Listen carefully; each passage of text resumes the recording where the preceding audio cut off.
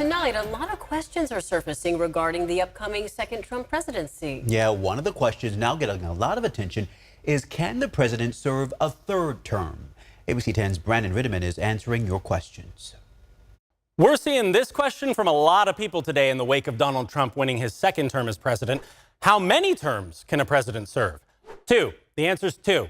4-year terms. Very clear. It's in the Constitution. It's the 22nd Amendment, right after the amendment that legalized booze again. Now, the history is fascinating. This started as a tradition, actually, with our first president, George Washington. He decided to step down after 2 terms, not run for a third one. That tradition got us through the 1800s, well into the 20th century, until in 1939, just towards the end of Franklin Delano Roosevelt's second term as president, the Nazis invaded Poland. The whole world went to war again. There was no law against it. And so FDR decided to run again for a third term. Then he won a fourth, died early in the 4th term.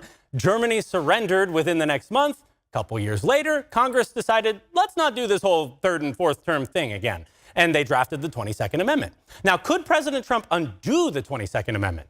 Not easily. Takes a 2/3 vote of Congress or a constitutional convention, which has to be called by 2/3 of the state legislatures. And even then, the amendment still has to be ratified by 3/4 of the states. And that process can take years. In the case of the 22nd Amendment, ratification didn't happen until 4 years after Congress put forth the amendment. Kind of messes up your plans if you're trying to stay in the White House. Donald Trump has repeatedly flirted with the idea of staying in office longer than 2 terms. At the end of his second term, though, he would be 82 years old. 1 year older than Joe Biden was this election cycle, when his age became the factor that caused him to drop out of this year's race. Brandon Rittiman, thank you. If you have any election-related questions you'd like answered, head over to our website, abc10.com/vote. There you'll find our survey where you can tell us what else you want to know about the election.